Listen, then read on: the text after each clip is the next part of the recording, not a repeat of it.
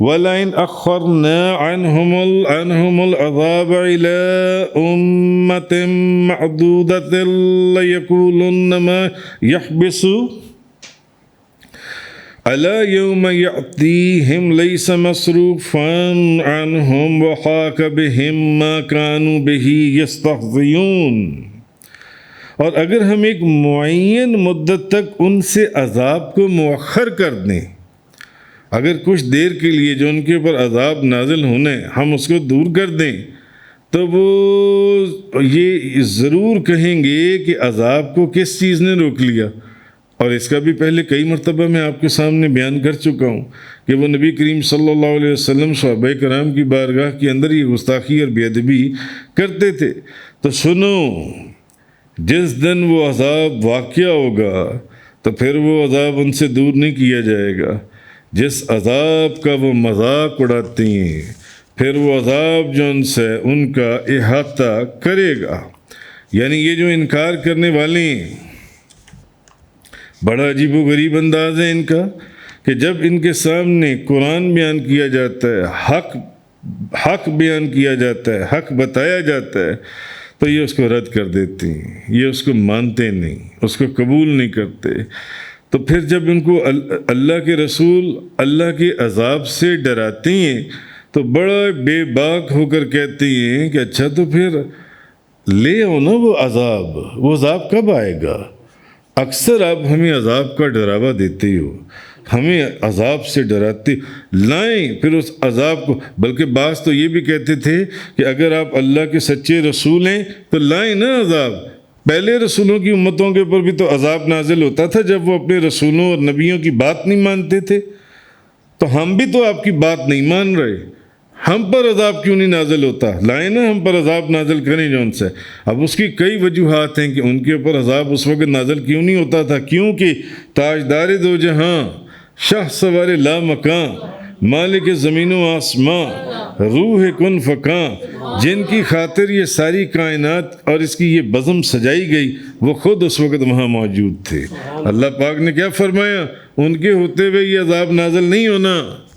ہاں عذاب نازل ہوگا، وہ دن دور نہیں ہے، وہ دن دور نہیں ہے۔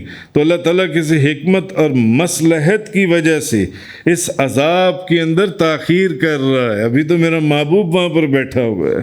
یہی تو فرق ہے پہلے رسولوں اور نبیوں اور میرے محبوب کے اندر، یہی تو چیز ہے کہ ان کے ہوتے ہوئے جو ان سے یہ عذاب نازل ہوتا تھا ان کی قوموں کے اوپر، لیکن میرے محبوب کی شان اور یہ برکت اور یہ رحمت ہے کہ ان کے ہوتے ہوئے جو ان سے ابھی وہ موجود ہیں، یہ عذاب جو ان سے نازل، ہاں اس میں تاخیر کی گئی ہے۔ وقت ہے، ابھی جو مہلت دی جا رہی ہے، وقت ہے، اس کا فائدہ اٹھا لو۔ مگر وہ الٹا تانے دیتے تھے، وہ کہتے تھے کہ وہ عذاب جس سے آپ ہمیں ڈراتے ہیں، ہمیں اس عذاب کا کوئی ڈر، کوئی خوف نہیں ہے۔ تو انہیں یہ بتایا گیا کہ وہ وقت دور نہیں ہے جب وہ عذاب جو ان سے نازل ہوگا، اور جب وہ عذاب پھر نازل ہوگا نا تو اس وقت پھر تم جو مرضی کر لو، شور مچاؤ، چلاؤ، بھاگو۔ اور بعض آیات میں آپ پڑھ آئی ہیں پیچھے قرآن کریم کی تفسیر کے اندر کہ تم روئے زمین کے برابر سونا اور چاندی بھی دو گے نا، پھر کچھ نہیں ہونا، پھر وقت گزر چکا ہوگا جو ان سے، اور وہ عذاب جو ان سے تمہیں نیست و نابود کر دے گا۔ ابھی وقت ہے، میرا محبوب تم میں موجود ہے، ان گھڑیوں کا فائدہ اٹھا لو، رحمت کا دروازہ کھلا ہوا ہے، کیونکہ رحمت للعالمین یہاں موجود ہیں، رحمت کا دروازہ کھلا ہے، ابھی وقت ہے، اس دروازے کے اندر داخل ہو جاؤ، اپنی غلطیوں اور کوتاہیوں کی معافی مانگ لو، تم سب کو بخش دوں گا۔ ایک مرتبہ میرے محبوب کے قدموں میں پہنچ کر اللہ کی وحدانیت اور میرے محبوب کی رسالت کا اقرار کر لو تو میں تمہیں معاف کر دوں گا، بخش دوں گا۔ کہنے کا مقصد یہ ہے کہ آگے یہ فرمایا کہ وَلَئِنْ أَخَّرْنَا عَنْهُمُ الْعَذَابَ إِلَىٰ أُمَّةٍ مَّعْدُودَةٍ لَيَقُولُنَّ مَا يَحْبِسُ۔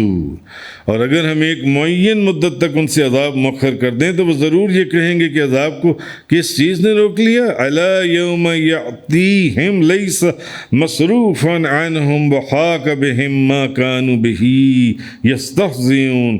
سنو جس دن ان پر وہ عذاب واقع ہوگا تو پھر وہ ان سے دور نہیں کیا جائے گا، اور جس عذاب کا وہ مذاق اڑاتے تھے وہ عذاب پھر ان کا احاطہ کر لے گا، ان کو گھیر لے گا.